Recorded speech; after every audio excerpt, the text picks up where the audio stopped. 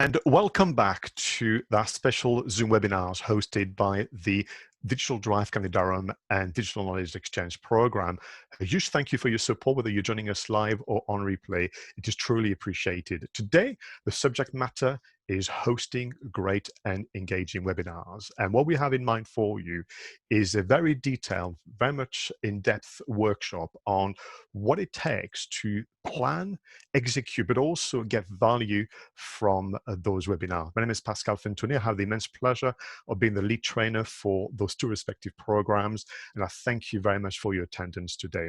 So what I'm going to do, because there's so much to cover, I'm going to go straight into screen share mode. You'll still be able to see me, I think, in a little vignette. And my role today is to kind of help you think maybe a little differently about hosting webinars and finding your own way, your own unique style that will make it truly an experience for your attendees. So let me jump into the share screen mode. And we'll begin as I suppose you would expect with a bit of an intro, and then I'll explain to you what I have in mind. I'm just going to move my kind of vignette away. So when you have questions, and please do ask questions, make sure you put them into the Q&A element. On occasion, oddly, I will have some questions for you. I will ask for your feedback and reaction. And if you could put this into the chat box, which I will bring from time to time. A little nod as well to our producer behind the scenes, Rory. I did find an image of a laptop with a pineapple, a bit of an in-joke, but that's if you've been seeing the adverts for the summer season of our webinars, you'll kind of get it. This pineapple will make a reappearance later on in the seminar as well. So part of what I want to do with today is make sure that you understand that I see this as a beginning of a ongoing conversation between essentially us, you, but also yourself. So if today you've taken the trouble to taken the time from your busy diary to attend the live session, think of yourself as part of this unique cohort where we're going to support each other, keep in touch, and find ways to create a great experience for our attendees. So part of what I want to explain to you, therefore, is that it is very much about helping each other.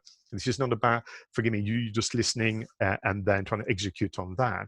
But I think there's merit in being part of this kind of community of content marketers, of webinar hosts, and what can we do to help each other? What can we learn? Because there are so many different facets. And really today, my role is to give you a common language, a common blueprint and structure, which means that those conversations can be very, very productive.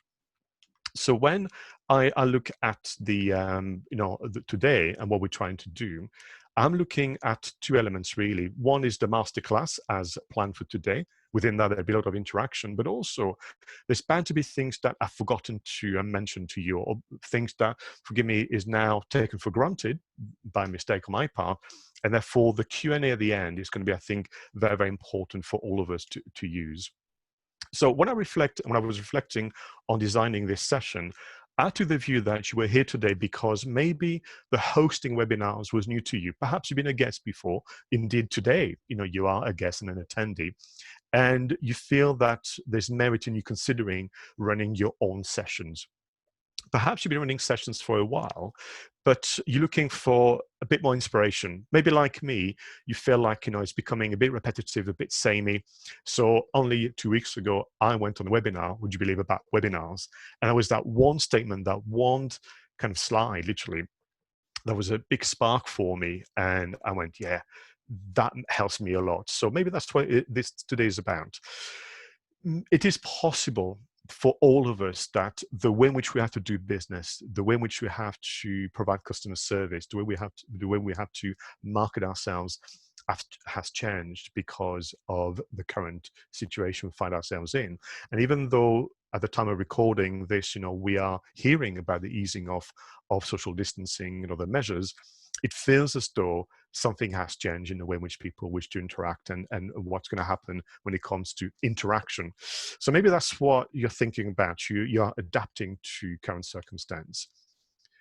I think at the heart of it, you understand that building relationships is key to the success of your business now and in the future. So I think on balance, you are interested.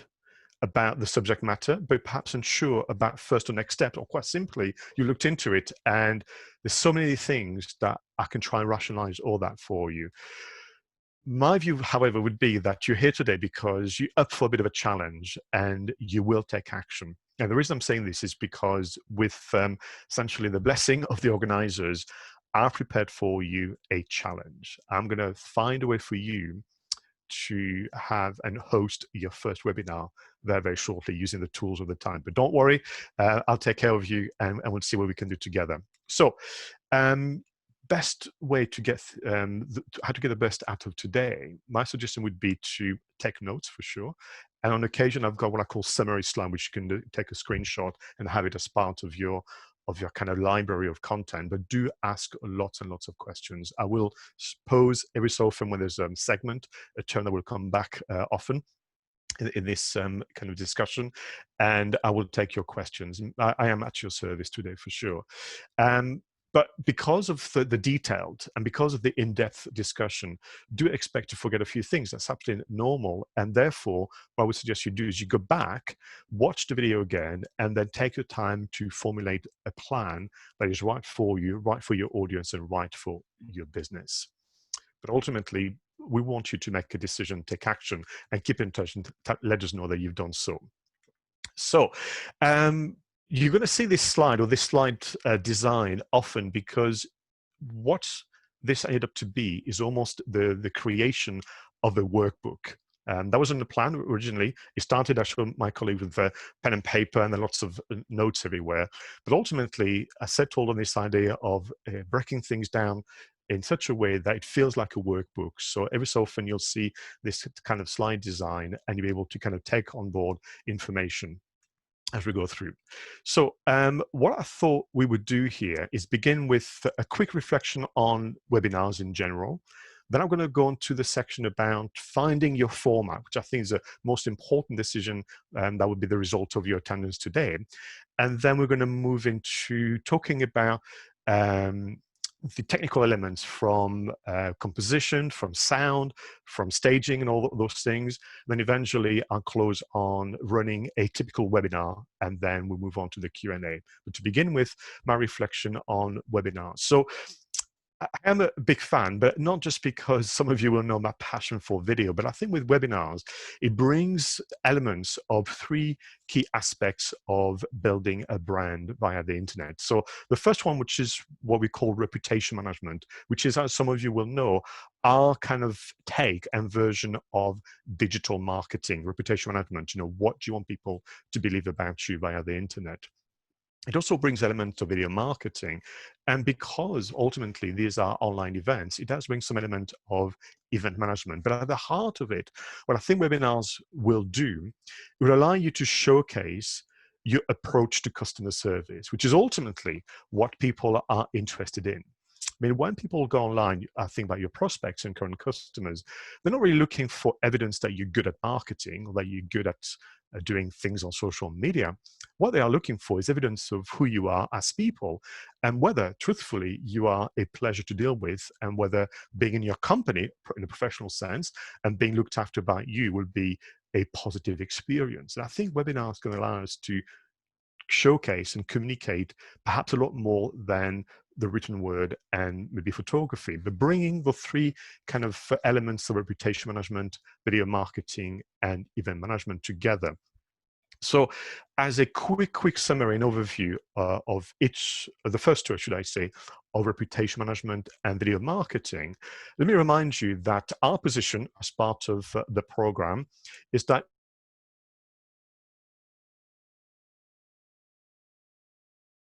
managed to kind of consult and gather via the internet. And we argue the case that ideally you want three reactions when somebody is accessing your information via the internet. So the first reaction is that you're well practiced. You have done this before and you know your stuff, to put it bluntly. But ideally, we want to expand that. We want to expand your reputation to something a little greater and richer. And the second one would say is the second reaction would be, I need to believe you're well researched. And the third reaction is that you're well connected. So those three reactions is ideally the goals of any form of online marketing, whether it's SEO, social media, email marketing, and so on, as well as obviously building the sales pipeline, which we'll come on to in a moment, and getting more inquiries, you want to leave people with an impression, a positive impression. And we've taken the trouble to break this down in our previous sessions as part of this program. So that's reputation management. When it comes to video marketing, we have a couple of principles that we've shared with you, I think about a month ago, and the video is available on YouTube. I might ask actually my colleagues to kindly put the hyperlinks for you in the chat box. But the first statement we say to you is that video will make what you do already work harder. And we looked at that in a lot of depth in the video marketing workshop, but just for the purpose of today, if you are, for example, keeping yourself informed and well researched, if you are in contact with people regularly that are interested, well connected, if you are busy helping customers bring about results well practiced, it's a shame you should keep that to yourself. And maybe video is a way to kind of share those stories and anecdotes and so on. And webinars could be the format for you. But I think more interesting for me is that when we talk about video marketing, we tell you that we do believe you are at your best in conversation mode. And again, webinars are a platform and a device for conversation.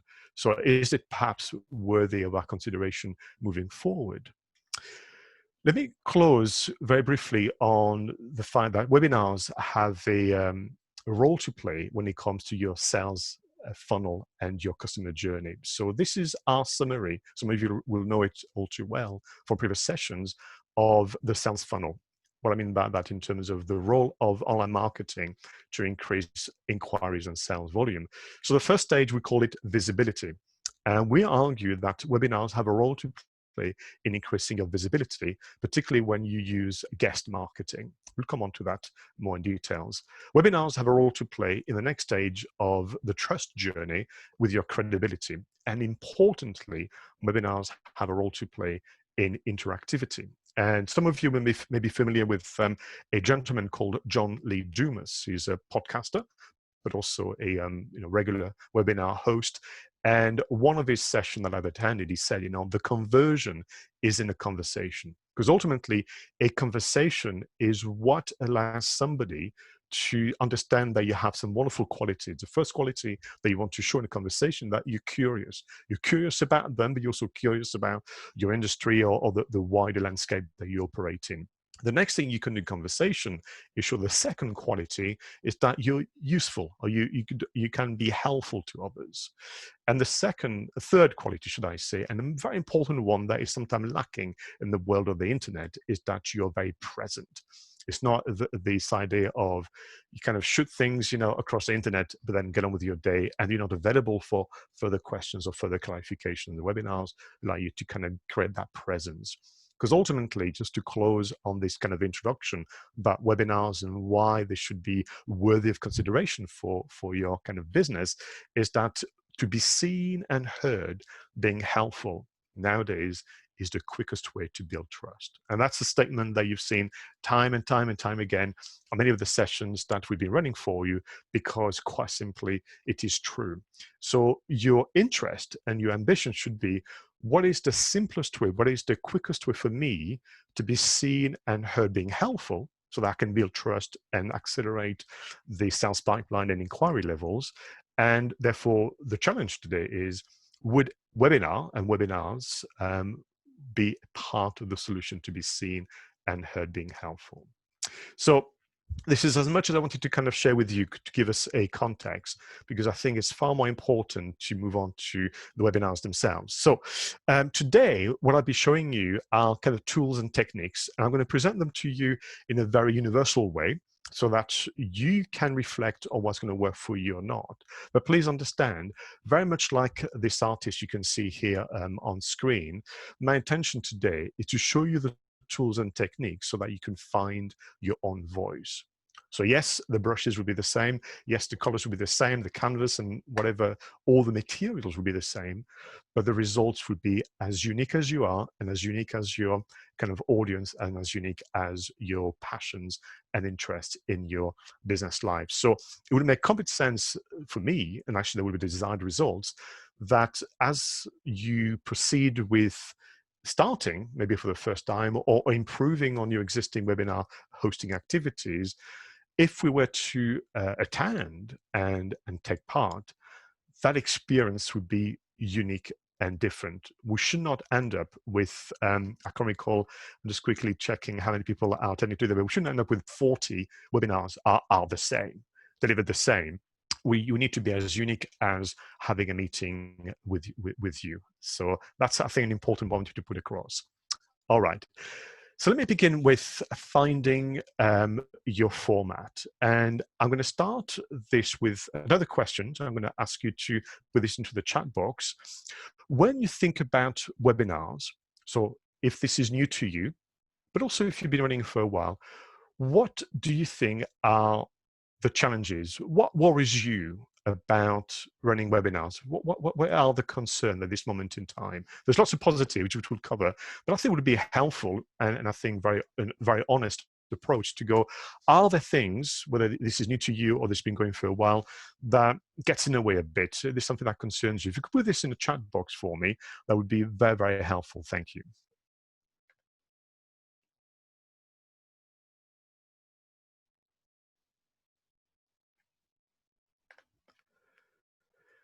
So, Natalie, yes, nothing, people reaction, it's a miss. I miss it, for today. Attracting people to the webinar, yeah. Data capture from, I think it was Ed, thank you very much, Catherine. Confidence when speaking, changing slides can be a bit of a problem. Getting the right person, right messaging on the webinar for brand consistency, Catherine. Yeah, technology, sound, pacing of the content from Jane. Thank you very much. Confidence in delivery, Peter. Thank you very much. Finding relevant content. We'll come on to that, Peter Nicholson as well. Beverly Briggs, key concern for me, balancing presenter-led content with interactivity. That's not easy. I know all that too well. Laura Mackinson, will people know how to access it? Yes, there's like so many sometimes hoops people have to jump through and being a bit self-conscious, of course. Nobody starts, their business. That's something that I said during the video marketing sessions, when all of you in this room today, thought day one of your business. I am pretty sure the first thought wasn't, I can't wait to make videos. And in the same way here, for many of you, because of your specialism, I'm assuming that the first thought in the morning is not, I can't wait to host a webinar. So sometime we need to kind of work through this. Yes, Meryl, not just being a talking head, bouncing interaction. It's really quite important. Keeping people engaged throughout from Sue. Ed, yes, Zoom is not for everybody. Security concerns as well as, simply the interface is just not for you. So there are other solutions. But it's back to the earlier comment, isn't it, Ed? Are the other solutions as easy to access for your audience? There's so many things to think about. Rachel, finding interesting and relevant content. We're going to talk about this today. The marketing of the webinar and maintain the engagement with the audience. Okay, super. So I'll bear those in mind, but do feel free to ask questions if you think that admits a few. Let's talk about finding your format, because I think it addresses and tackles a lot of the things that you mentioned a moment ago. So for me, the finding a format is based on a number of things, but it begins actually with the end. What do I mean by that is, whilst the focus and some of, so the voice on the left shoulder, I think it's the one that tells you it's going to go wrongly, and the voice on the right shoulder tells you to just get on and go with it.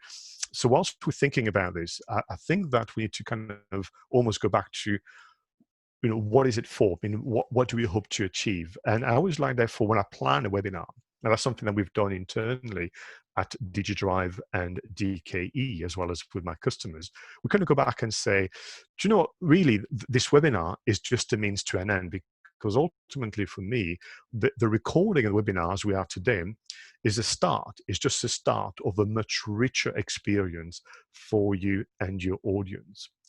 And when you think in those terms, and I'll give you some details in a moment, it almost makes it part of a much bigger picture, and therefore makes the webinar bit a little less daunting or inconvenient or just, whatever it might be, because actually you have a much bigger plan in mind. You've got something that you want to do.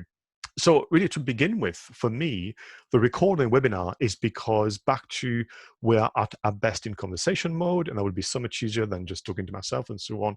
I'm doing it because down the line, I want to give access to you, but also to those who can make it, to some further content. So first thing you can do is, of course, repurpose the content and create a blog post. So this is an example from Digital Drive.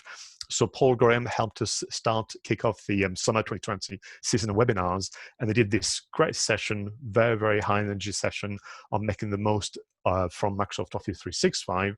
That got recorded, no fancy editing, goes on YouTube, and then becomes a blog post with an embed on the website. So in a way for you, think of it as, right, so I'm getting value, I'm getting the live session, but I'm also getting the replay session.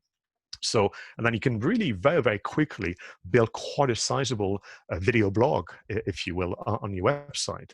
That then becomes quite a sizable, number of videos on YouTube. So this is just a screenshot of the Digital Enterprise YouTube channel, where again, Rory and his colleagues have taken the trouble to even organize the session to playlist, which is something that you could do as well.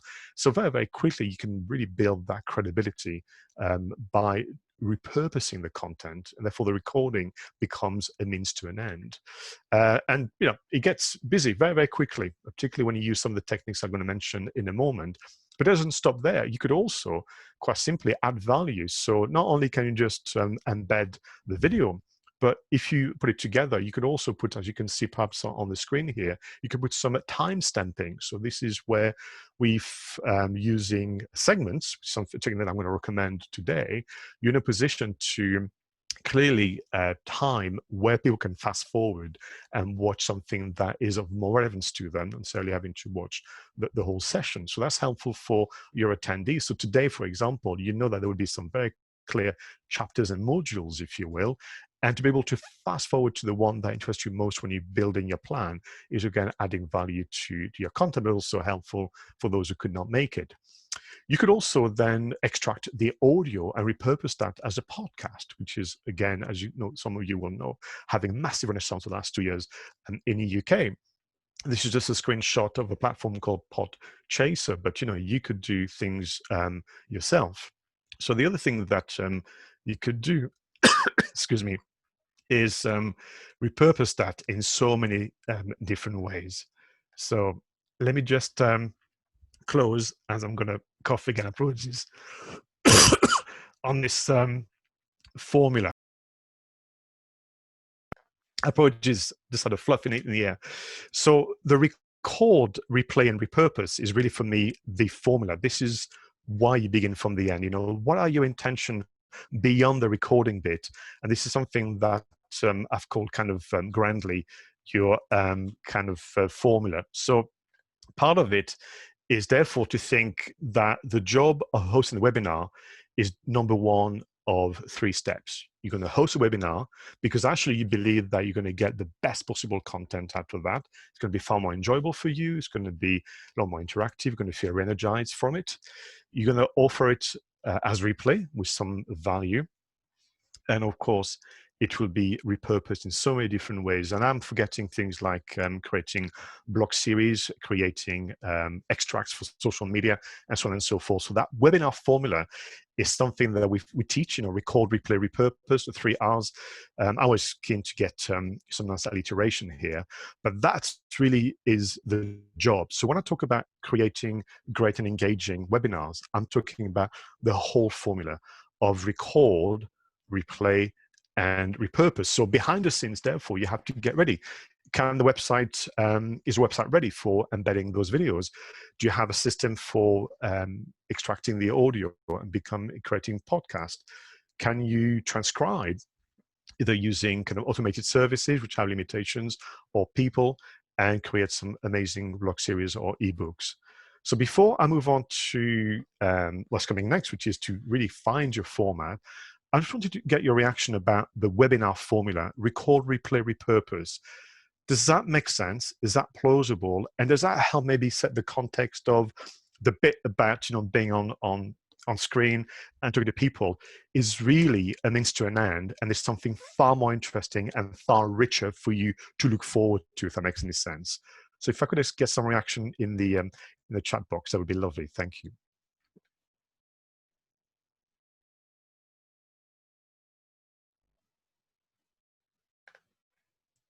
Right, find the chat box again. So I've got a thank you from Marie. Thank you. Thank you, Catherine. Makes sense. And that was an important message for me. I was very keen to understand that. Thanks, Peter. And hopefully that kind of set the tone for you. Thanks, Laura, for the feedback. Yeah. So if you really want to know about repurposing, if you're happy, if you like it, then do consider it for sure.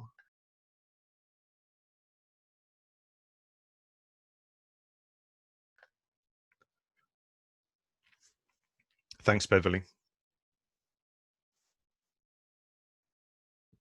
Okay, so thank you for the feedback. Keep them coming, and I'm sure Audrey will be able to pick up some more for me. Let's move on then to the format. And for me, the format comes with the business decision of why you want to do webinars. There's some practical decisions, there's some decision around marketing and so on, but I think to find the format and to find the style that's going to be right for you, we need to go back to something almost more black and white, more grounded about the why. So I've taken the trouble to reflect on webinars and why to do them. And I think for me, it's back to this idea of, well, what do you need? I mean, as a business, really, what is driving you? What kind of results do you need? What's on the business plan, or what's part of your weekly, monthly plans? And what could webinar do to contribute to that? And that's the question, really. And you've got to really have those questions, not necessarily to dismiss webinar, but to come up with a better format and a better version of what it could be, as opposed to, I suppose, following the trend of, with respect, mechanically switching on the webcam and addressing an audience. I think you'll come up with something far, far greater, because ultimately we can only assume, because of the times we live in, that webinars will increase in numbers. We'll have to compete for someone's attention. Ultimately, if you're here today with us at on a live session, it means that you have to forego attending someone else's webinar, very much like events or other form of interaction. So why would they choose you? Well, they choose you because, again, the way you thought about it and the way you've kind of decided to go ahead with is different. It's engaging. It feels very unique to you. And that's why it's going to be very engaging and attractive for people. So I believe, these are my conclusions after far too much deliberation, that there are maybe 4 whys in terms of going ahead with webinars. So I'll start with this idea of what results should be, and then maybe then the format of the webinar. So the first result may be that you want to increase sales and accelerate your lead generation activities.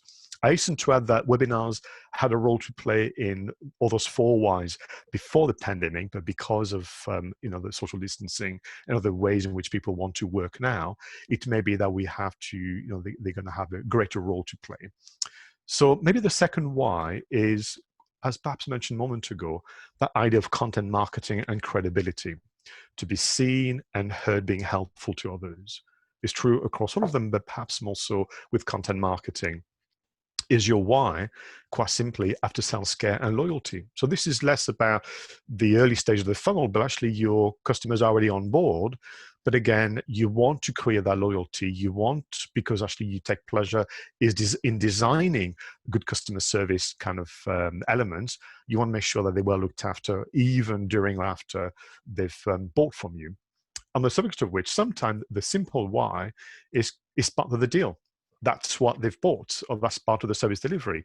For many of us in the knowledge industry in particular, but also others working in B2C, it may be that that online video interaction, one-to-one, one-to-few, one-to-many, has become the product, the service.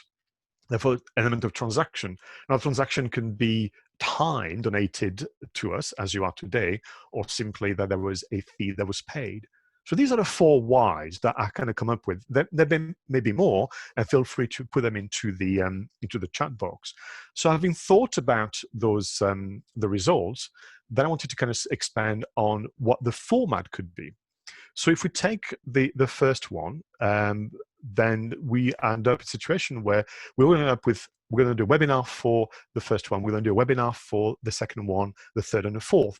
And the difficulty with that is that if you name everything a webinar, then you're going to lack inspiration. And more importantly, your audience is going to lack really inspiration also to join, because it is just a very vague term, sometimes abused by others. The other thing that you have as well is, of course, some people have been on, let's say, poorer webinars. We've all had the experience of webinar that promises one thing and that delivers another. By the way, that's true of events and that kind of things. So I just think that we need to be careful that we just don't call everything webinars. Since we have 4 different whys, we're going to have 4 different formats. So the term webinar is okay, and indeed we use it ourselves.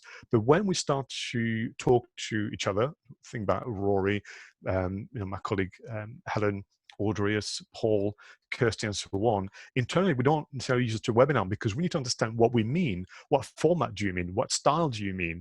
And the term is just too vague. It's a bit like, if you have a friend who's gone out and they tell you about, where they've been, and you say, well, what did you get? And they say, well, I got some food. And you kind of left thinking, right, well, that would be the end of the conversation then. As I need more than just a term like food. It's as vague as the term TV. People say, I watched this great thing. I had a great evening last night. What did you do? I watched TV. And there's nothing there that will allow you to then want to have more of a conversation, as opposed to, I watched this great thriller. Oh, well, what was it? So as soon as you become more specific, it just create that sense of anticipation. I think we can do the same. What did you go? I went to buy some clothes. Well, can you be a bit more specific here? Because as the listener of this conversation, I'm left a bit shortchanged, but I have no idea how and where this is going. So my point to you is that whilst there's nothing wrong with using the term webinar, you have to have a qualifier. And when we choose a format, you need to be more specific, because when you're specific, you create a bit of intrigue. So someone said to me, I've been to an Italian restaurant, then there's intrigue because I want to know more. And maybe I could be also a sense of anticipation about, well, can we go back together next time? Because clearly I like Italian food. If you just say food, I just don't know where this goes. So because of that, I'm going to suggest to you that amongst ourselves, not necessarily as part of the marketing, although you can do that, you've got to choose to be specific. So if we go back to this idea of the experience, this is what it's about. If you tell me that I'm joining a webinar, you're offering a commodity. If you go for something more specific, terms I'm about to mention a moment ago, you are offering an online experience. You are suggesting to me that you've taken the trouble to create something very unique to you, and I want it. So that already is going to help some of you when you think about the marketing of the webinars. So let me go through the format, and then I'll get your reaction to the naming and what you think about that. So if we begin with your first why. So that would be, for me, your lead generation and sales. And they're in no particular order. They were one order in which I remember them. I would suggest that there are 2 styles, 2 formats. So the first one would be this idea of the product demonstration.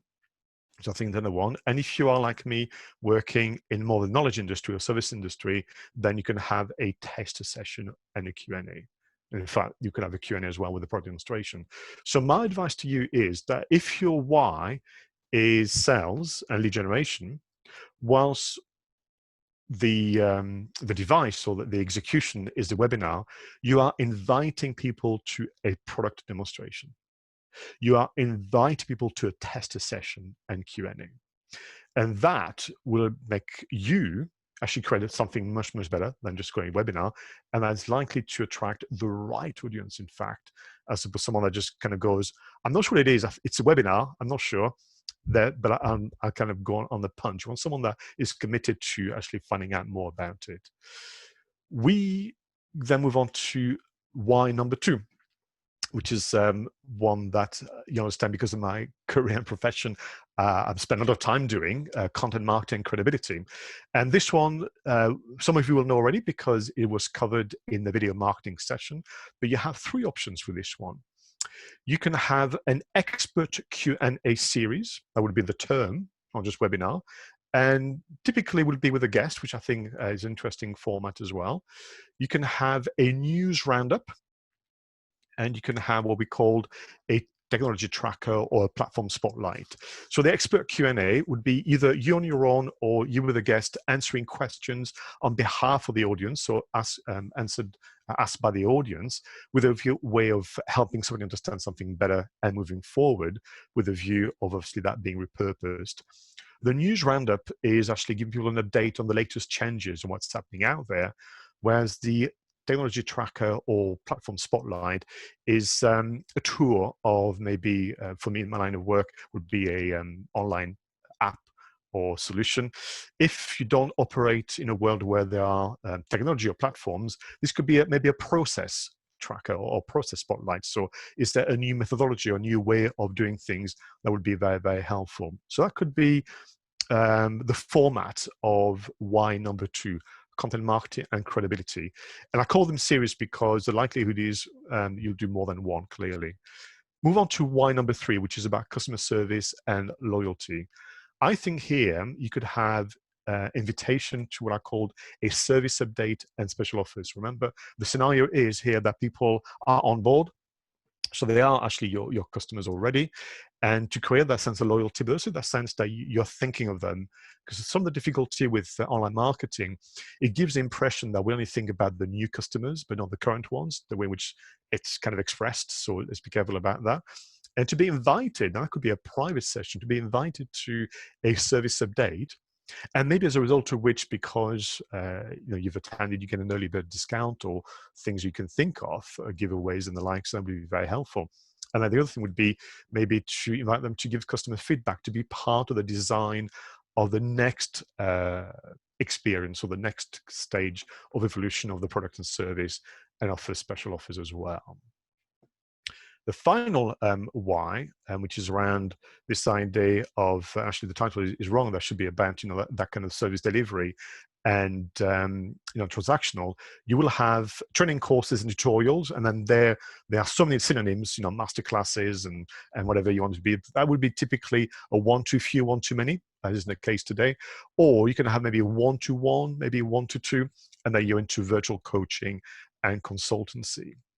And again, so these are the terms, or you can come up with your own version, but these are the kind of terms that's going to be far, far more stimulating for you and inspiring to come up with your experience, but also far more interesting for someone to go to and turn up. So this is a summary slide, which you're more than welcome to kind of take a screenshot on. And what I'm going to do is ask audience if there are any reaction or even questions about the 4 different whys and the 4 different formats, because essentially what I'm suggesting is that, again, there will be different experiences, therefore they should be named differently. Minimum, they should be named differently internally as you work through the crafting of that session. Hi, Pascal. Yes, we do have a few reactions. Maddie says that she calls her webinars masterclasses because, the word webinar, she says that it can put a few people off sometimes. There is probably a connotation or something that, if it's a webinar, it's probably a free one, or, someone who will be doing that webinar will be trying to hard sell something to you. So, I would rather maybe not attend if it's just a webinar. But whereas as a masterclass, it brings out a new kind of vision or a new perspective. Oh, this is a masterclass. It could be something better than a webinar. I agree. We've got one question. Excuse me. We've got a question from Natalie, and she asks, can a webinar cover more than why? My feeling is that it can meant more than one. I'm not really sure. Yeah, I know what you're asking, Natalie, and I would say because of what Audrey has mentioned a moment ago, which is malpractice, I would say so long as you make it super clear that that's the case. So what people don't want, which is why I think I agree with the earlier comment from Zimadi, isn't it, about the connotation around webinars. What people don't want is to be promised one experience and get another. And the experience that people don't want is to be invited to a expert Q&A and actually it becomes a product demonstration, or to be invited to a service update and it becomes just something else. So people don't like essentially to be surprised and let down. So if you want to, for example, combine a couple of things where you want to do maybe a news roundup and then a product demonstration, then just say it plainly, saying there's going to be two elements to this session. We're going to do that first and then the other. But my temptation would be, if at all naturally, at least at the design stage, see if you can keep things very, very separate, because you're going to be creating something, I think, far, far superior. And there's nothing wrong, all of you, if you're looking at maybe the first, Y2 and 3, there's nothing wrong with actually mentioning that you have some product services available to people, but do it at the beginning then. Why wait till the end? It sounds like, that kind of sniper shot, from a distance. Just say, by the way, thanks again for attending the news roundup. I really appreciate your style. For those of you who don't know me, this is what we do. Here's a link to the website, but let's get on with the news roundup. What if that's been the promise? Thank you. Thanks for that. And Peter really nicely puts what masterclass is. He says, masterclass suggests a very high level of expertise. As again, I'm pretty sure we've all seen those self-claimed millionaires on Facebook who, flashes their supercars and whatnot. And then they say, oh, if you enter your email, I'll send you my ebook, which, we all know it doesn't really work. And all they do is just data mining. And then obviously they're probably selling your email to XYZ companies. So thank you, Peter, for that. And it seems that we've got one more question, and it's a question, Natalie. I have experienced that webinar being not what it has been advertised as. Their response: I love the idea of working with my existing customers first. Never thought of that. So yeah, it's just like a reaction to your answer. Oh, thanks for that. That's very helpful. So, listen, the labeling that I've been using, everybody, for the format is for you to then adjust and change. You audience, that we use the term online masterclass internally for ourselves, and yes, they are promoted as Zoom webinars. There's nothing wrong with the term webinar, but you need to have a qualifier soon after. Come to this webinar that is a product demonstration. Come to this webinar is a service update, and we're going to give you, you have to have that high level of clarity, because again, of my practice, but also because I'm back to that. If I asked any one of you to design and prepare an expert Q&A, that's a lot more helpful than me saying to you, prepare a webinar. It's as vague as, if someone says to me, what do you want to eat tonight? And I say food, that's not particularly helpful. Do you know what I mean? Like, my wife says to me, what do you want to watch tonight? TV. I've got to be more helpful than that as a contributor and as a creator. Yeah, super. Thanks very much, Aurelia. So let's move on then to the final module of this session about finding your format. And this is essentially this idea of how to get started.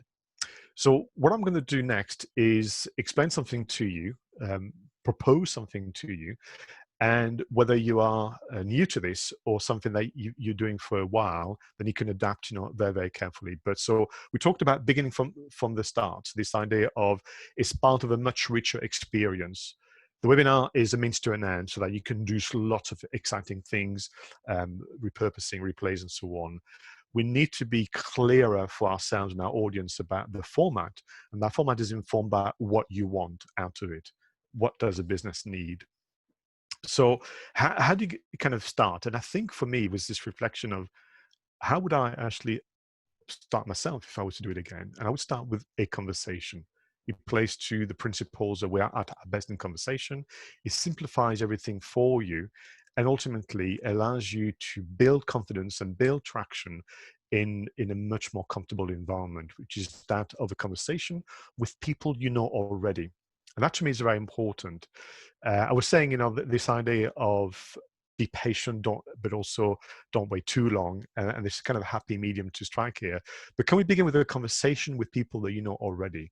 And with that in mind, I wanted to kind of ask you, go through a few thoughts about it, because there is actually another format. So you've seen the four whys, and I think altogether there will be, between, I think, up to 9 different ways. But there's a format to help you get started, or even to help you kind of regroup if you're doing things for a while and re-energize yourselves.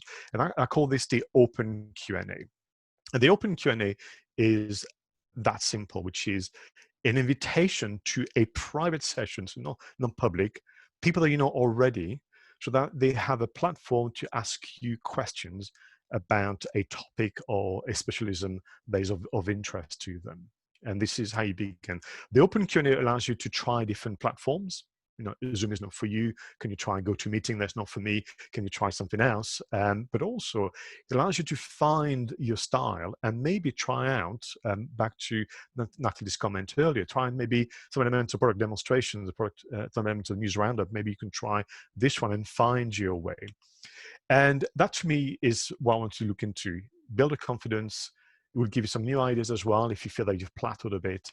And it's good to get feedback now, and also to get some early mentions. So someone could actually attend a private session, but still share on social media. They found that it was a great session. They thank you for it, and therefore create, intrigue for the wider group.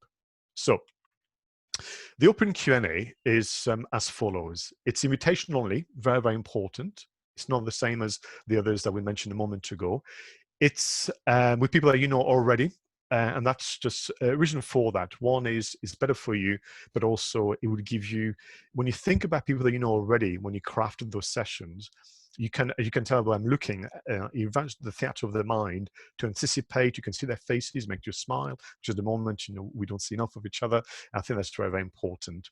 And you're going to organize and structure your session into what I call 5-minute segments. So segment is a term that we use in video podcasting and so on. But think of the modules, chapters, the same thing. But you give yourself 5 minutes, no more. So you got 5-minute segments, and you're going to have 3 segments. So that's a quarter of an hour. And then you can have then another 15 minutes for the Q&A.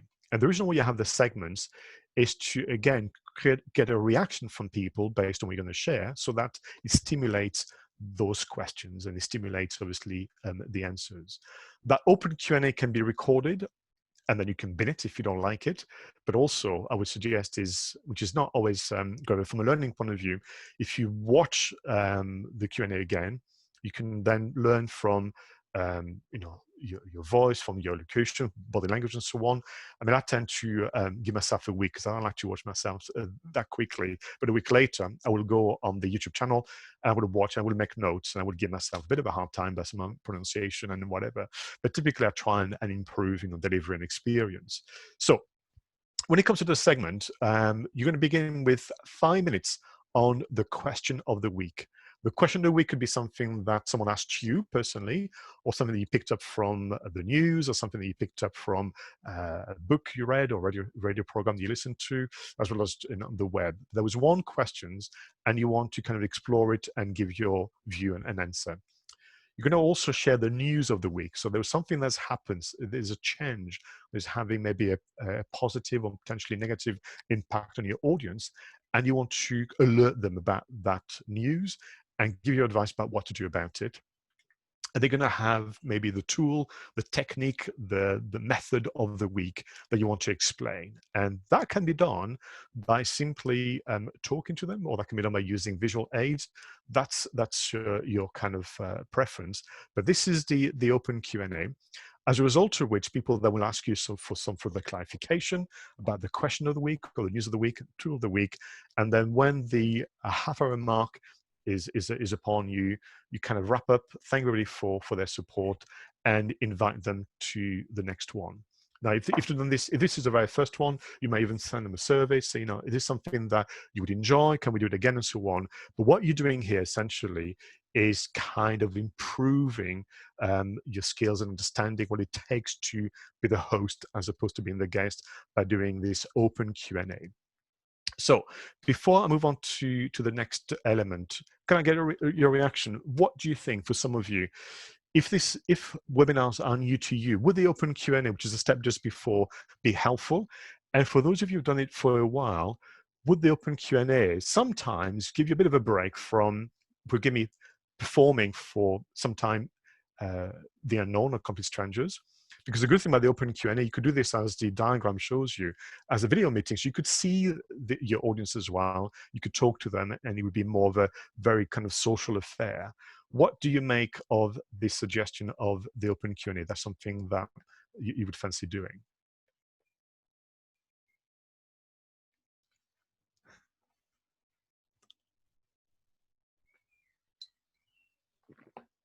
Yeah, I like your analogy, Oliver, of the magazine type. Yeah, yeah.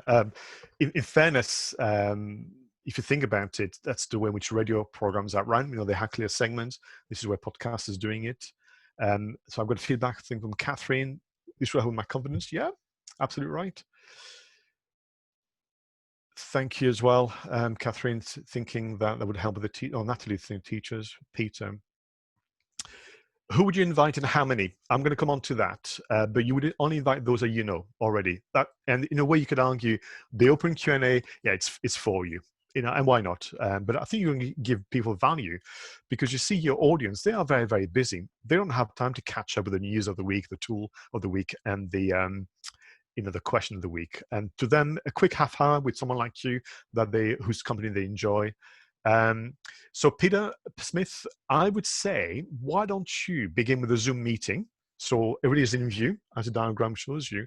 And then maybe just to get practiced, and you ask your audience, I hope you don't mind, but I'm about to go live, public live. So can we maybe switch to a webinar format? No, it won't be as much fun for you because you're going to be, as you are today, in the chat room, but that would help me learn a lot. And I think your audience will be behind you. Someone mentioned to me actually last week that this could be something that people take in turn. So back to this idea of the cohort, so all of you today helping each other, you'll find a small group maybe living locally. Maybe you'll share something like you live in Weardale, you know, like me, stuck in this lovely little cottage in Walsingham. But maybe there's something that connects you, and maybe you can take it in turn to host and guest and learn with each other. So yeah, Beverly, I would focus on your own area of expertise because you're preparing for the future. I wouldn't do general content, but if it helps, why don't you? I know that some people have done the open Q&A on hobbies because they wanted to essentially take the pressure even more off themselves. So say, well, I'll do an open Q&A about my hobby. I understand more about the technology, this and the other, and then I move on to an open Q&A about work stuff. So you just need to change the audience. Okay. Thank you very much. So I've got therefore one question for you today. And I need everybody to give me an answer. Are you up for a challenge? I need a yes or a maybe. Sorry, and the no option has been removed by the system. That's not my fault. But so I've got a yes or maybe. So are you up for a challenge? So I've got yes, maybe from Laura. That's absolutely fine. Maybe is the option. Catherine, maybe. I've got a yes. Was it from Jen Anderson? Thank you, Jen. Excellent. We've got Stephen. We've got Keiko. We've got Ed. Always up for a challenge. Okay. Oliver, thank you. All right. Make sure everybody give me an answer. And the reason we're saying that is because my colleagues are going to be keeping track very, very kindly. All right. So as a group, we're going to essentially go ahead and I'm going to ask you to take part in the challenge. And the challenge is called, quite rather simply, the Open Q&A Challenge. I would like you to consider, those of you who have said yes, you have to do it now. For those of you who have said maybe, you can change your mind. I'd like you to consider hosting your own private, invitation-only open Q&A next Wednesday the 17th of June. We'll all perform better with a deadline. Remember, it's a very simple affair, quarter of an hour, question of the week, news of the week, and tool technique of the week that you're choosing, and then people in chat to you. And what you'll do is you're going to announce it today. So when we finished our session, you're going to go online and announce that you're taking part in the Open Q&A challenge. And I've helped you with that, and I've come up with the text. But importantly, this is going to be immense fun. This is a private invitation-only session, people that you know already, to kind of discover the unknown, which is the hosting of sessions. For those of you who've been running it for a while, that could be your chance to just recharge, by taking the pressure off and maybe getting some ideas and suggestions from the audience about the next sessions. So you're going to announce it today.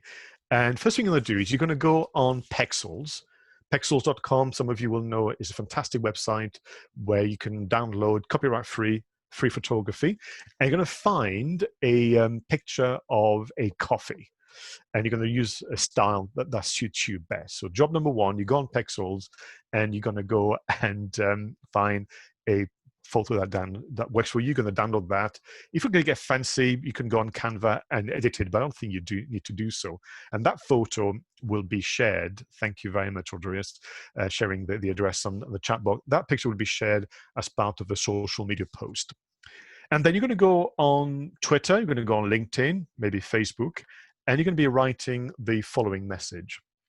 Be able to take a screen grab in a moment and then write it. So you're going to say, hi, everyone, I'm taking part in the, and then you have to delete which region is not yours. So if you are from County Durham, you'd be writing at DigiDrive Durham. If you're from the Leeds City region, you'd be at DigiAntLep Webinar Challenge. So I'm taking part in my case, at DigiDrive Durham Webinar Challenge. On Wednesday, the 17th of June, I'll be hosting my first open Q&A, and I could do with your help. Now, with a sentence like this, and bear in mind where we live, which is the north of England, surely people will want to come to your rescue and your help. I need a minimum of 5 guests, which I think answers a question I think was from Peter earlier. I could be wrong. I need a minimum of 5 guests, and send a photo to at Pascal Fintoni. And I reckon we can do better than that. Who's in? See, so that message here, I've done so much for you. That message here will guarantee that people will want to take part. They'll be intrigued, the anticipation. They know it's an open Q&A. And then what? It's not just a vague webinar. They know that it's achievable, 5 guests, but they also know, because you pushing, I reckon we can do better than that. And I reckon you should be able to get 8 to 10 friends, close allies in the business world, to kind of do that for you. So you'd like to take a screenshot of this, of the text here. And I suggest that this afternoon you find a shot of a coffee mug or cup or whichever, beans on Pexels. If you wish, you can kind of edit on Canva. You don't have to at all. And then you literally type this and press send. 2 things will happen. I'll see that you've done it. Bear in mind that we now have the list of those who have said yes. The maybes, come on, I'm sure you can do it as well. And more importantly, when you go ahead privately and take a screenshot of whichever platform that you've done, we'll see you. And then the programs will then big you up and give you some extra PR as well. But this is it, the open Q&A challenge. What do you think? Is that going to be fun? And please don't leave me hanging with complete silence as you're staring at the screen. Do you think that's going to work for you? We have to take action. And I did mention that, of course, that was all about taking decisions and moving forward. So can I have some reaction from you guys? Do you think that's a great idea? Does it feel like... is that a photo of themselves? So yes, so what you do, Peter, once they are live, typically, if I go back maybe 1 slide, yeah, here we go. Can you see that on the left-hand side, this diagram of this kind of drawing of the laptop? Typically, when you have a meeting as opposed to webinar, because I don't recommend you do that, you'll get people, with their little thumbnails video played. So take a picture on your phone if you want, or take a screenshot using some shortcuts on your keyboard. So this is what you would do. So this is it. I'm up for it, Stephen. Yes, sounds doable, says Sue. I will certainly give it some thought. Right. Well, we're making progress with Catherine Woods. Thank you very much. Fingers crossed. Now, if, by the way, some of you are unsure, why don't you also put your hand up and say, tell you what, I see that you want to go ahead. So we've got Stephen Karan. Stephen, good to see you. I can see you. For you to be here. I'm up for it. Sounds scary and fun in equal measures. So for those of you who are kind of maybes or not sure, get in touch with Stephen and say, tell you what, I'll help. I mean, Stephen, still go ahead, obviously, and published the announcement on social media with a picture of that coffee cup. But for those of you who can, why don't you say, Stephen, Ashley, thanks for that. I wouldn't mind being a guest, and maybe next week it's my turn. But we've got to do, and Bidit, you've got nothing to lose. We're going to do spend half an hour with a cup of coffee with mates and have a structure. However, you're going to do the welcome, you're going to do the question of the week, the news of the week, and the tool technique of the week. Then you're going to have a chat. But that's going to make a world of difference. I can guarantee it. And I almost wish that I kind of began like this, because we went full on. We began our video podcasting webinar with Leon Howe and Natalie Emily and a few others about 4 years ago. We went like jumped straight in, and on balance, it was probably a little brutal, but we managed through for now. Okay, so we look forward to it. Please don't forget, the at Pascal Fintoni and the at program name, because we want to be able to keep track. And yes, have fun. That's all I would say at this stage. I can't see you, but I just can imagine. And I'm not laughing at you. I'm laughing with you because, of course, we all went through that phase. All right. Audrius, before I move on to specifics about running webinars and technical aspects and so on, can I check with you whether there are any questions that I may have missed? Hi, Pascal. Yes, sure. We've got a really good question from Jane. She's asking, how do you manage the fact that all these recorded webinars are eating up the trainer's material? Comedians talk about this all the time, but professional presenters have the same problem in terms of needing to produce new content all the time.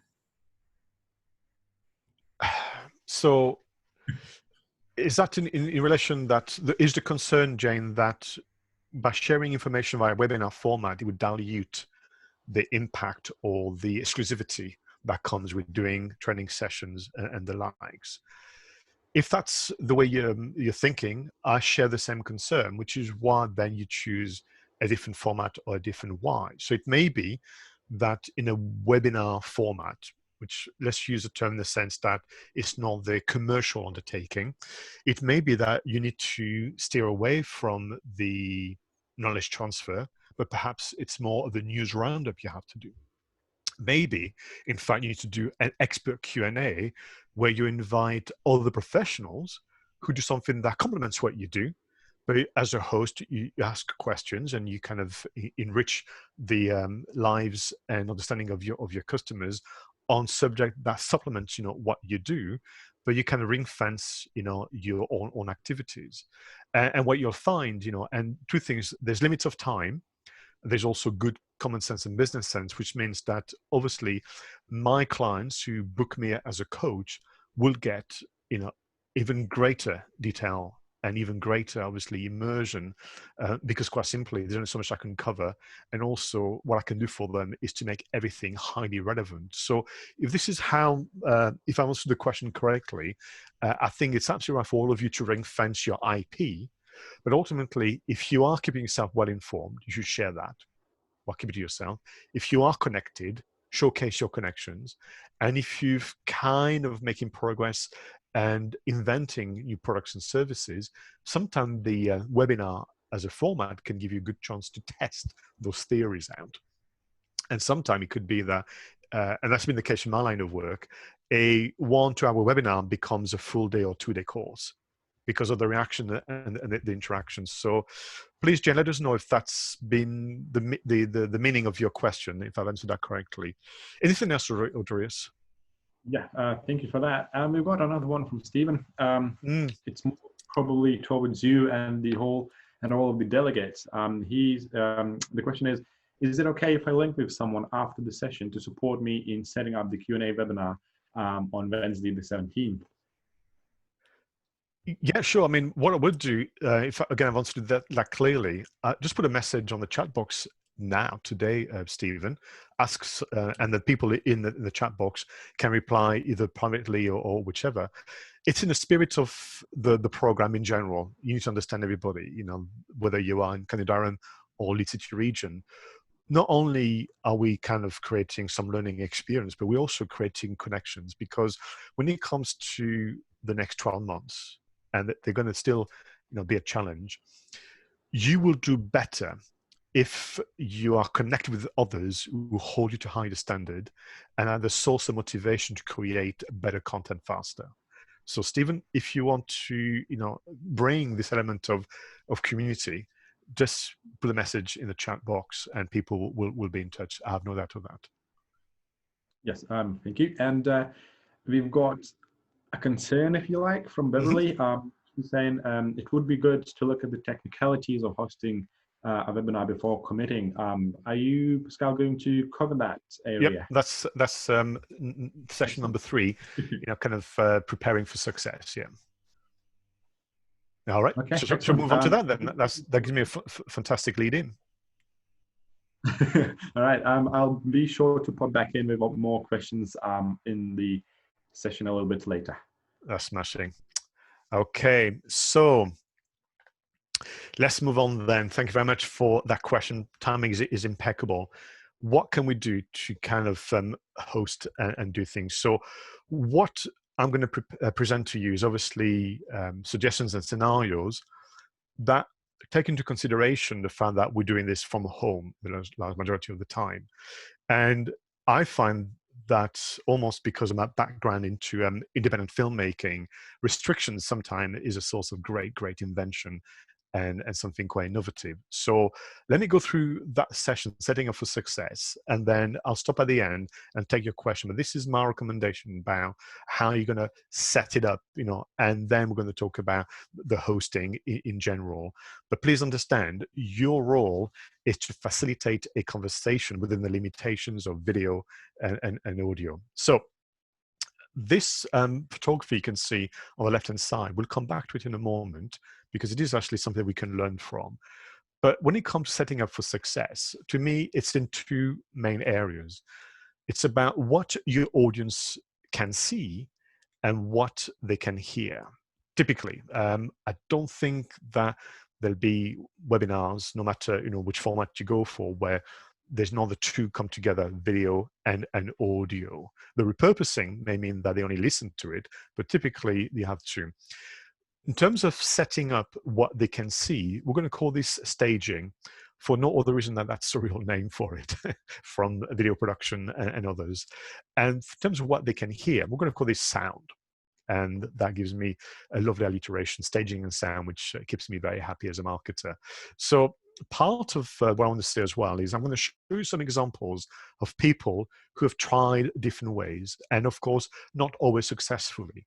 And it is not with a view of being critical and essentially in a way which is negative. I actually want to thank those individuals, because in taking that leap into making themselves more visible via video format, we can learn thanks to their efforts. So I hope that's understood by all of you, that my intention is not to hurt someone's feelings or be critical and negative. Goodness, we all need things to be a lot kinder and compassionate at this moment in time, but it helps us learn. So a thank you to people you're going to see in a moment in their attempts to get this right. So we talk about staging. I want to talk about the essentials, and I'll talk about something called composition. So when it comes to the essentials, it's back to this idea of what people can see. And there is something you can do to already make your own experience as a host better and that of the guest. And it's about how you choose to position things. So we've all seen this kind of shot, and sometimes, frankly, in the social context, it's absolutely fine. But this was taken actually from the news program. And you can see that there are some issue in terms of the position of the laptop. You know that it's always not right, because usually you can see a lot of the ceiling. We have an issue around clarity of that individual, and also an issue on contrast. So what I mean by that is you have a very light colored background. I think it's probably white or very light gray. And the gentleman is wearing a shirt. And I think we can learn from that attempt. So again, big thank you to that chap for helping us visually find some point of reference where what we can do here already is raise the height of the laptop. That's what's being used, could be a mobile phone, at the height that is right, and create more contrast by quite simply putting a darker shirt on, and then maybe finding a way to either face the light or add some light, which can be artificially added by plugging some lights into the room. So that's one that you've seen examples of perhaps online, now that we've got more news reports taking place. And the other things that we see is when essentially people tend to get a bit too close to the laptop again. And I think that's to do with the fact that people sometimes are worried that they're not going to be heard properly, because sometimes maybe when they get back from the speaker seems a little muddled and faint, so they lean forward to be heard a bit more, but that creates, a strange, again, view for you, because those webcams will distort a lot. So actually, you're better off pulling back. They'll distort because when I lean forward, or if I put my hand forward, the size is proportionate to my body because the lens has been crafted accordingly. So to begin here, we can raise the height of the laptop. Your laptop or your mobile phone, roughly the webcam should be roughly eye level, if not slightly above, and we should pull away where possible. I call this the news desk format, and make sure that if we take a view about what's behind us, can we make sure that we don't wear clothes that complement? We want to have a high contrast. So in terms of the height, it's actually the height recommended by a health and safety executive. And for those of you who have the pleasure working in offices and had the the test on, this is the height. So not only is it good for webinar hosting, for people, what people can see, but it's also very good for your back. And goodness, at the moment for me, because I spend so much more time sat than I am traveling to different venues, I could do with being kind to my back. So this is really it. So if you need to, put some books. I've got an arch liver box, 2 books, and an additional cover, and then my laptop. It can actually need to be raised quite a bit. Again, what works in a social context may need to work differently. Make sure you look forward. It's good for the neck and for the back as well. So in terms of the essentials, you've got the position of the camera, contrast between you and obviously what's behind you. What's behind you, by the way, another kind of note, clutter. And it's not so much that I want you to get rid of everything that you have in your house, but can you look whether or not it could do with just being realigned? So, if you have a bookcase, can you maybe rearrange the books? If you have shelf with ornaments, can you have maybe a little less and start to maybe reduce the distraction behind you? But ultimately, all this is kind of made even easier and better with light. And this is what we need to talk about. Now, again, a home environment is not designed at all for hosting webinars. You need to kind of understand that. So my position is, start with what you've got and see what you can improve on, and then you'll find a compromised position. I think, as is in the nature of many content marketing efforts, you will never be entirely happy, but you can do a lot to make things better for you and more satisfactory. So when it comes to light, certainly do use natural light where possible. If you have windows, see if you can also have something that will diffuse the light, like I think they call net curtains. I can't be sure. Someone please help me. But the source of light coming through a window is great. The slight drawback with that is, if like me, you're looking at the moment at dark clouds, experiencing for the last few days, then the cloud's going to shift, the sun's going to appear, and light keeps changing. So your image and the skin tone will keep changing as well. So sometime, maybe because light is going to be poor that day, or because of time of day, you may need to have another source of light. If you're going to be using another source of light, begin with what you've got. But it may be that with some test, you're going to get the natural light you get from the house, or little table light and so on. That is a bit too yellow, because of course they're designed for that. So you may need to change the bulb to what's called the daylight LED light bulb or terms with that effect, and you can find them easily at the local stores. We have a store in Stanhope where they do everything. It's amazing. Sometimes I go there asking for things I don't need, just to see if I can trick them, but they have everything. So you can kind of change the light bulb and have it near your desk or whichever. Avoid lights coming from above. You're going to get some very dark shadows, or below, and that's what you keep for Halloween. Ideally, light on the table or on the stand. So if you don't have access to spare lights, or you get tired of stealing from the living room or the bedroom, you can maybe buy and invest in a small LED light. They come in different sizes. I've got a ring light just on this side here to compensate for the rather gray day to day. They can be kind of rectangular shape and so on and so forth. And again, depending on size, I would say, yeah, look at maybe tabletop as opposed to which I have, which is more of a professional setting. And as you can see from the picture here, slightly to the side, almost 45 degrees to where you are is easier. But again, that can work. The other thing that could be helpful for you to consider, depending on both the age and design of your laptop stroke mobile phone, is whether you need a webcam to essentially compensate for perhaps the fact that the inbuilt webcam is struggling, whether you're low light or condition and so on. If you're going to buy a webcam, make sure that it comes with a software that allows you to control the webcam. So if you buy a webcam with a software solution on your laptop, you can control the contrast, the brightness. You can even sometimes create that nice out of focus background. So there's some interesting things here. But these are options. But bottom line, if you can have a window, which I hope you do where you live. Sorry, I'm making my own jokes here. And a bit of a light, which can be, something you have in a house. I've seen people do things which comes more from filmmaking. If you have some Christmas lights, which are creating white light and not flashing clearly, but Christmas lights, almost like fairy lights, I think they're called.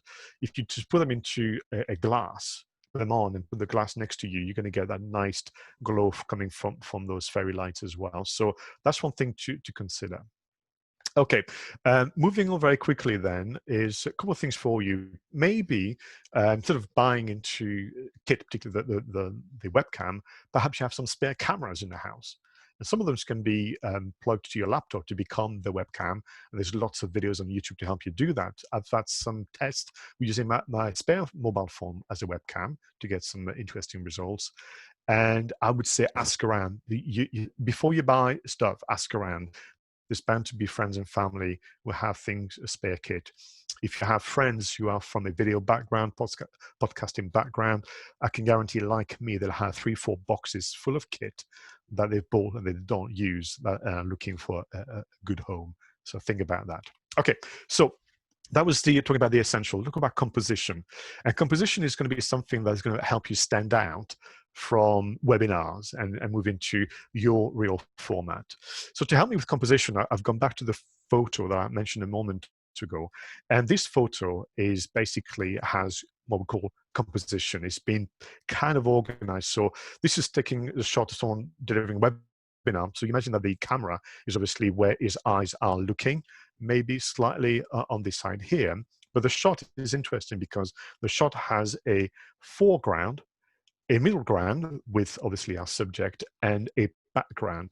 And where possible, and this is where obviously home may limit our options, where possible, you want to recreate that foreground, middle ground, background, or what I call the news desk format. If you watch the news again, for those who are the news readers that are back at the studios, and when they are kind of filmed, you get the bit of the desk, then there's them, and then there's a background, and it'd be interesting to see what we can do to reproduce that.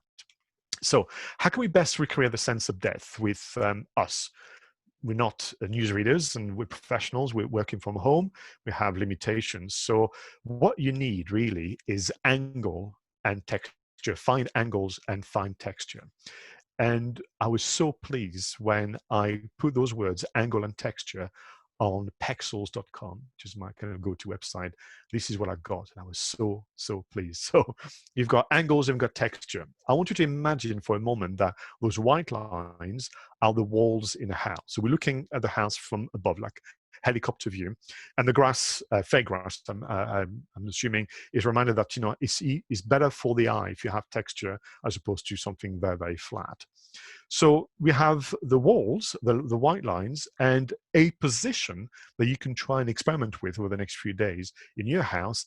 It's basically go in the corner, but you won't be looking at the corner. That's what we do if we've been naughty, as you know. You'll be looking and turning your back to the corner. And what you end up with is that you're being framed by the corner. As you can see, you're back to the corner, looking ahead where the arrow is pointing towards your laptop or camera. And that's something you've seen used a lot, but you perhaps not had to think about it, such as the newsreader working from home. So we've got someone that I still struggle with his taste in Thai, but great newsreader.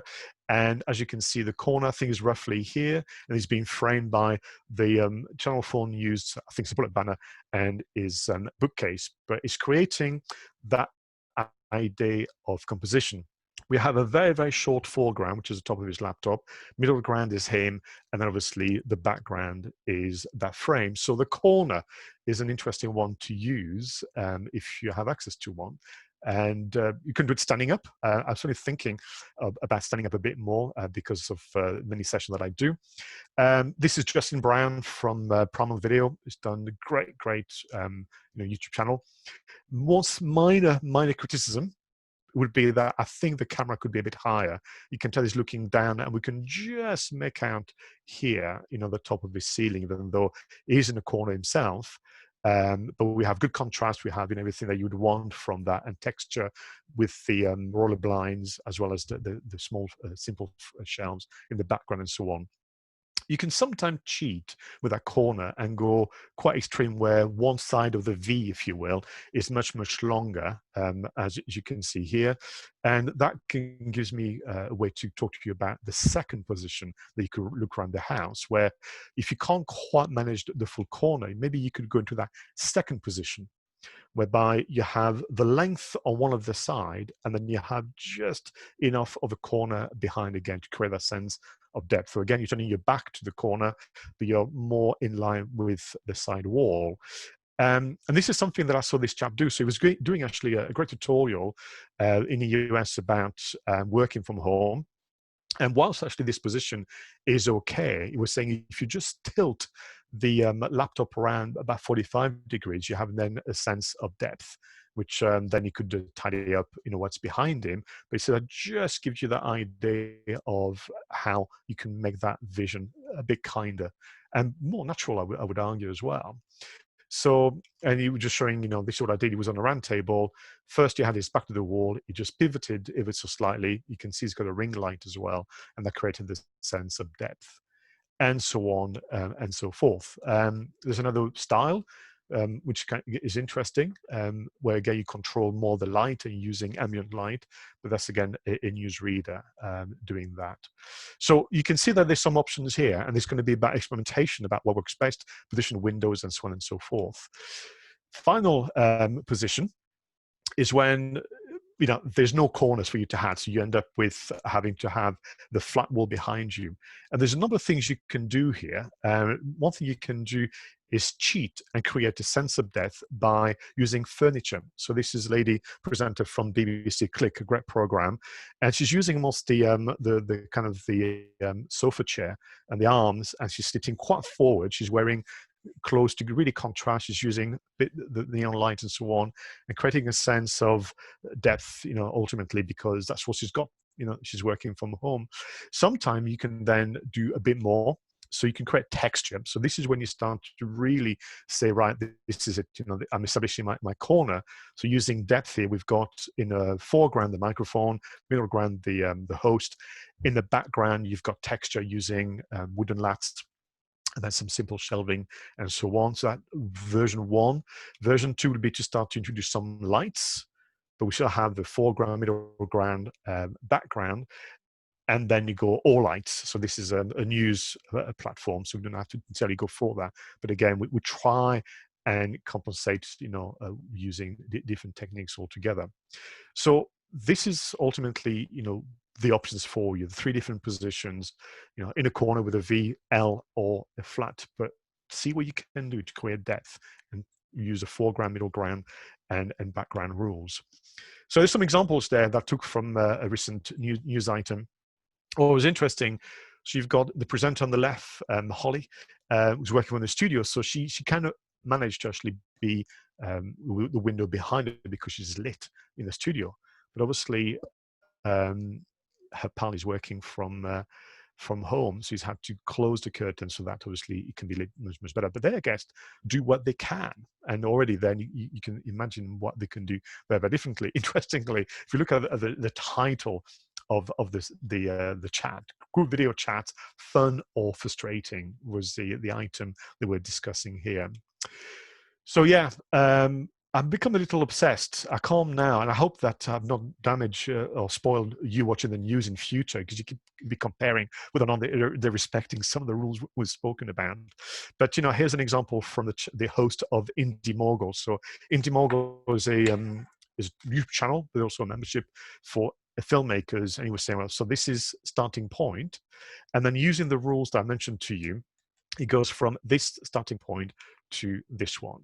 The corner, the contrast, the light, the height, and so on and so forth. So you can see lots for you to kind of get into.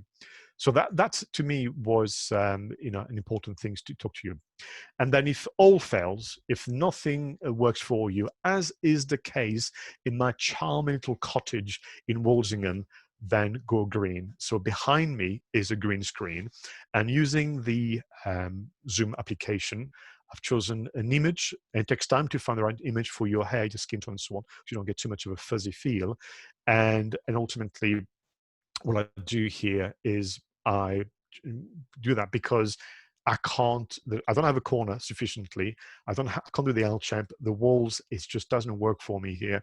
So I've gone green. The green should be, I would say, the last resort. It remains, however, that where possible, you still, whether using a green screen, respect where you can, the fact that there's texture, which is what has been chosen, the fact that there's a good contrast between myself and the background, and you're going to have to do some trial and error to find the right bit of photography for you.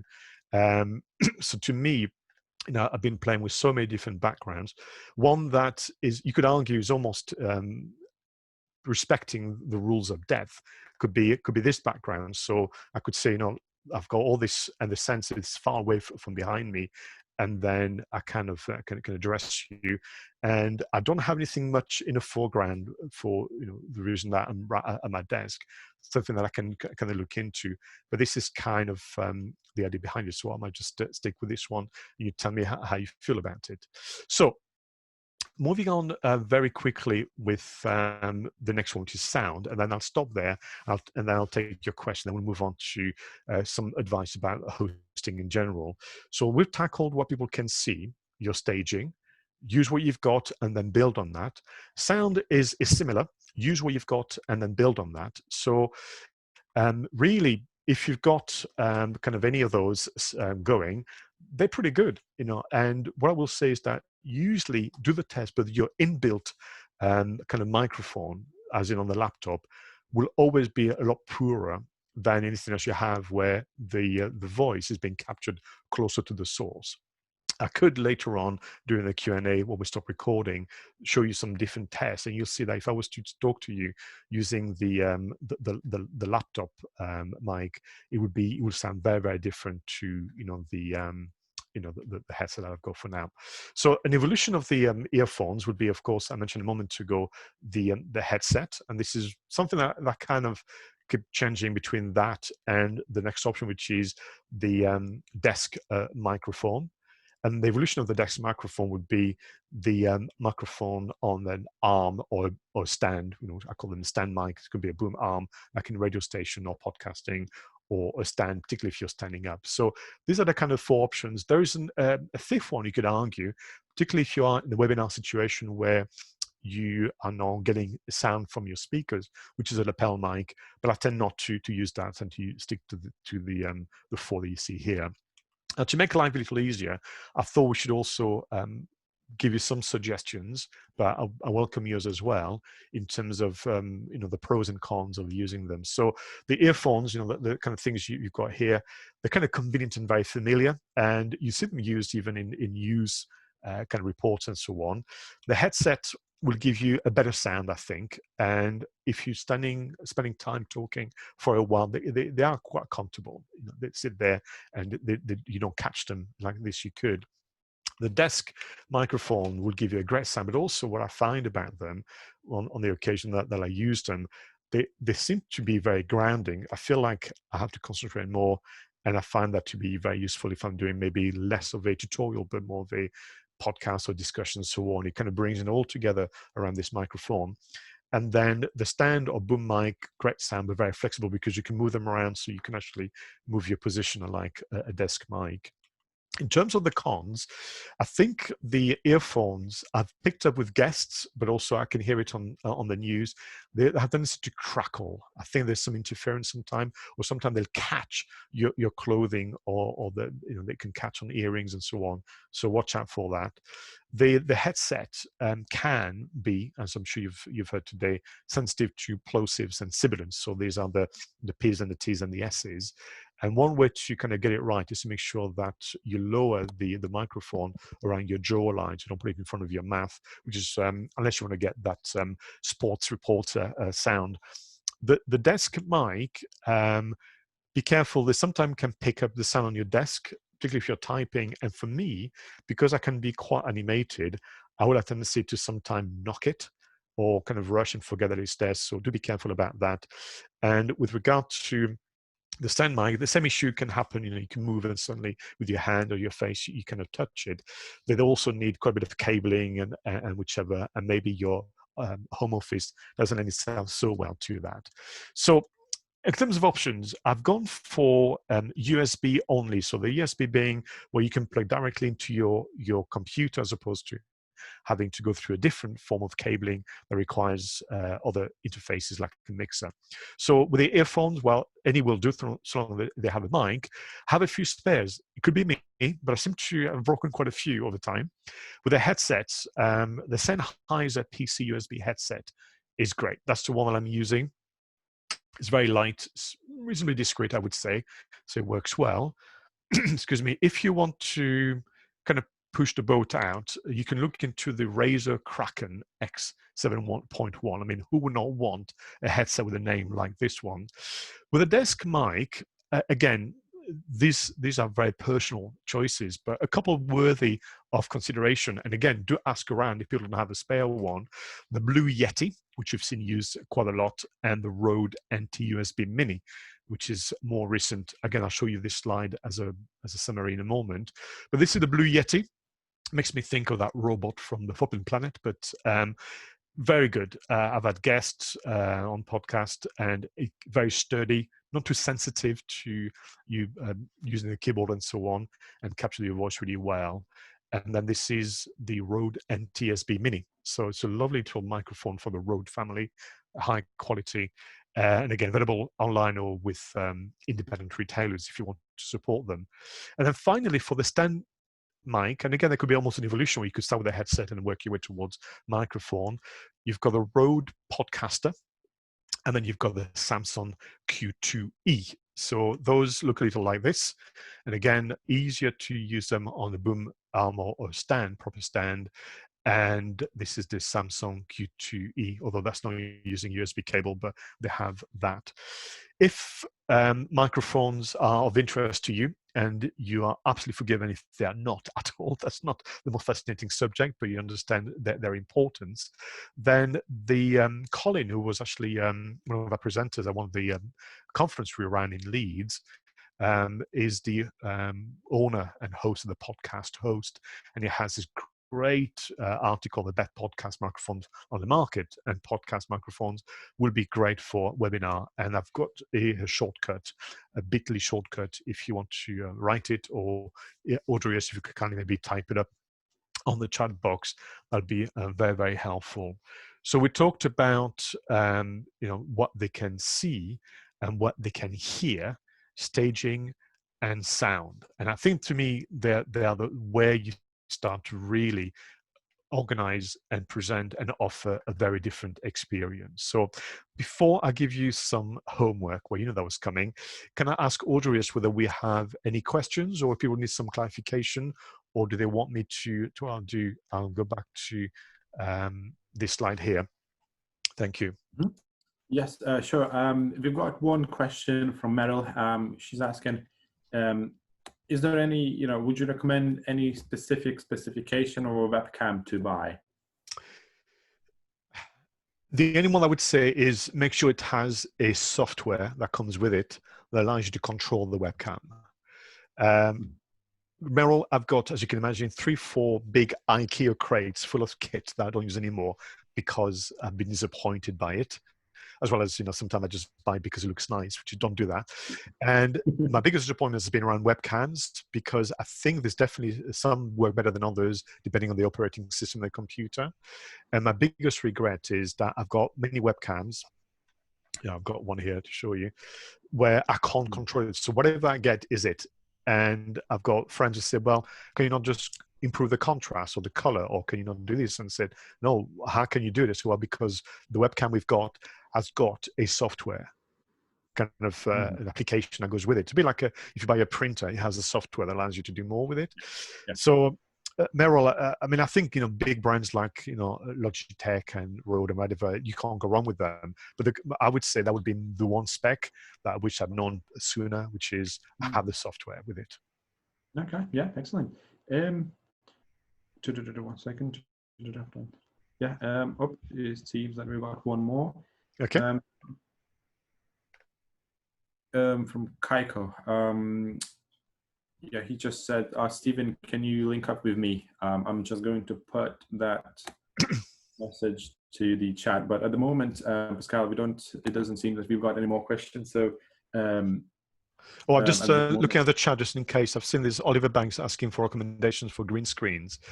The bigger the better. And it's inconvenient because, literally the one I've got behind me is almost, even though it's not very big, but because I live in a tiny cottage, as I've mentioned a few times, I hope you feel sorry for me, the bigger the better, but that means that literally it's taking over the whole room. But because you want to be able to move around and not have the edge of the green screen kind of biting, so I'll show you what can happen. It's not going to be very elegant, but you might be able to see that if I move it around, then the green screen kind of, so if you can have it big enough that it stands behind you and it covers the whole angle, then you'll have that. So the bigger the better. If you buy a green screen, ideally, if you can put it against a wall, that solves it. I can't do that where I live, so I've had to buy then the extra kind of poles to make it stand behind me. Most of the same poles you would use to put a camera on or a light on. So that would be it.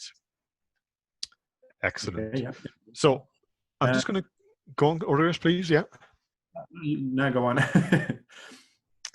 I was going to then give people their homework, and then what we're going to do is talk about hosting the session, if you will, and then we'll wrap up on that. So the homework, in addition to obviously going ahead with the open Q&A challenge, I would say is to start to look around the house and start to try different things.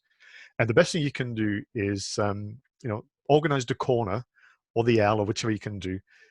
Take a shot of what you can see on screen and then study that and look at what you can improve.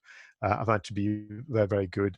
Think about what you can do with the light, ask around for people who have spare kits that they don't use anymore, that they can donate or sell to you for next to nothing. But the homework is work on the staging and work on the sound, and therefore use the open Q&A as your kind of testing grounds and ask for people's reaction. For others, I'm thinking like Meryl, Oliver, and if you're already kind of well on the way, then it's back to, for the next session, can you give yourself a target to improve the staging? Next target, I'm going to improve the sound. Next target, I'm going to improve the backdrop, and try and maybe do it in that way as opposed to try and solve everything at the same time would be my recommendation. But these are your homework, and please understand, as part of the community that we're building, if you want some feedback, feel free to email me a screenshot of your staging, and I can give you some further feedback. That would be very helpful. So what I want to do now is, in respecting the time that we've got, and I'm really keen to then open the Q&A, and we'll post the recording then, is this idea of the running of the webinar. And with the webinar, really, for me, is twofold. It is how you make them feel during the session, which is the experience itself, and then how you make them think during the session, which is about structure. And some of you will know that's part of what we do. We're very, very, very keen on structure. We want to be able to break things down. Now, structure gives you two things. It gives you reasons to pose and invite people for questions, but also down the line, it gives you what you need for the repurposing. So if it's a blog post, you can actually timestamp. I just spoke about, the session, but also give you a chance to do an extract. So you could extract, a chapter from your webinar, and that becomes a short video to share on social. So structure has many, many kind of benefits for your audience. It also allows them to keep up with you. With regard to the experience, I wanted to spend a bit of time on that, and then we'll kind of close the masterclass as such and move on to the Q&A. But for me, I would use the before, during, and after model. That's back to event management. Many of you will be familiar with that. And I think whilst we are online and whilst there are limitations, you can still do a lot to make an audience feel special, kind of welcome and wanted as part of the experience. So for me, the key elements of before would be the manner in which you go about inviting people and replying, but also whether or not it merits for you to send some handouts for them to either reflect and jot down some notes in preparation for the session, or on your website or somewhere else, you've got some content that kind of has a close correlation with what you're going to talk about, and you want to point to it. But this idea of before event care, I think, is very, very important.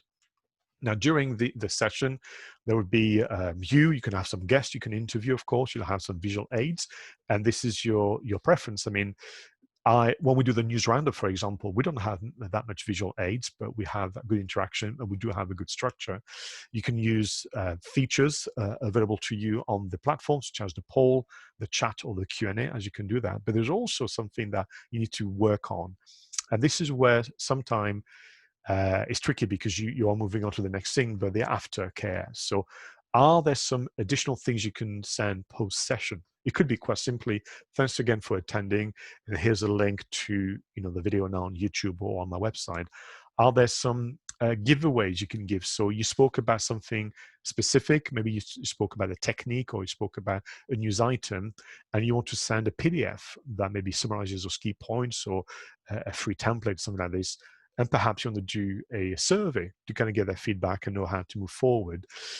Overall, all this is kind of wrapped up into the naming of your webinar, and that's something very important that you need to work on. We already said that it can't be just called a webinar. A masterclass is better, but also can you name the series? And if you have a name for it, almost like its own mini brand, can you come up with its own typography? Perhaps its own kind of visual and artwork. And again, as mentioned moments ago, Canva or your graphic designer would be obviously your ally for this. But it feels like this sense of event and celebration to me would be very, very important. And then just to close on structure, and then we'll move on to the open Q&A.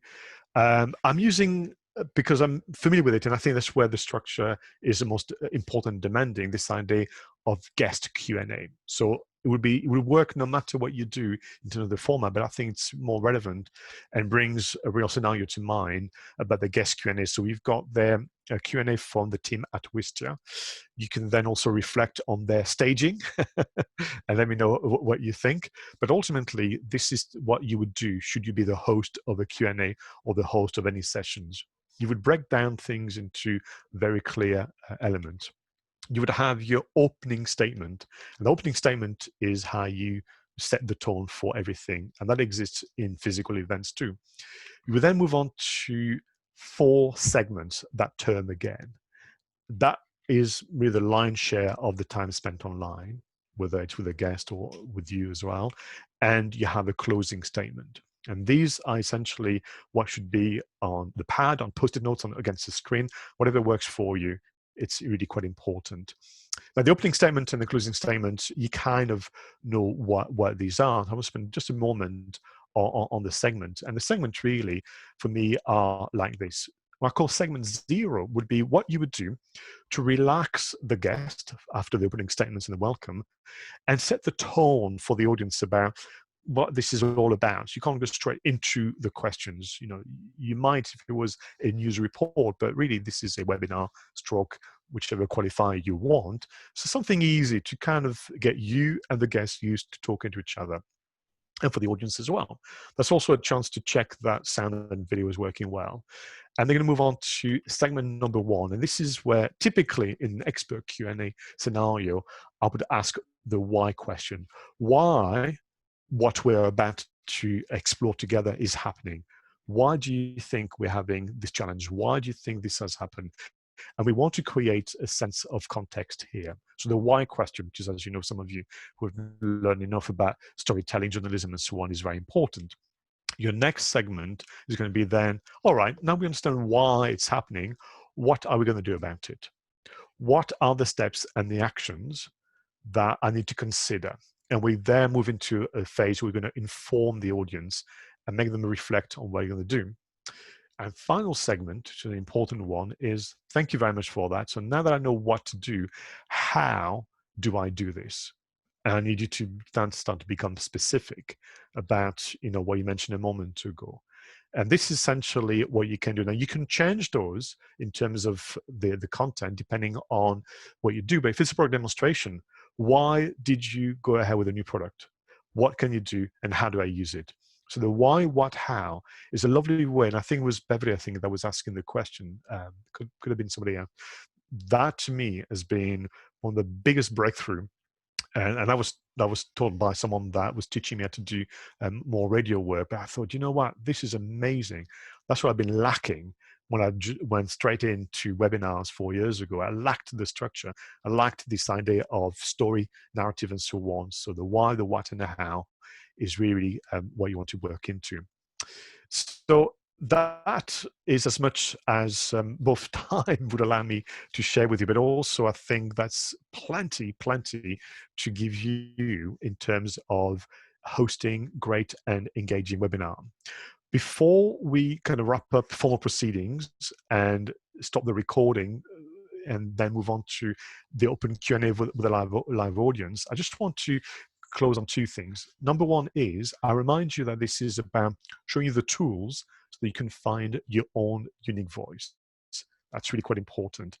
And the reason why webinars have a role to play in kind of business undertakings and activities is because they are there to show you and to show you how you and your audience can have that relationship, even though it is done with distance. At the heart of it, we're trying to find ways to build trust by being seen and heard, being helpful to others. And I do believe that it's a form of communication that is worthy of your consideration. I hope that's been helpful. I want to thank my colleagues behind the scenes, at Digital Drive and DKE for all the hard work to make today possible.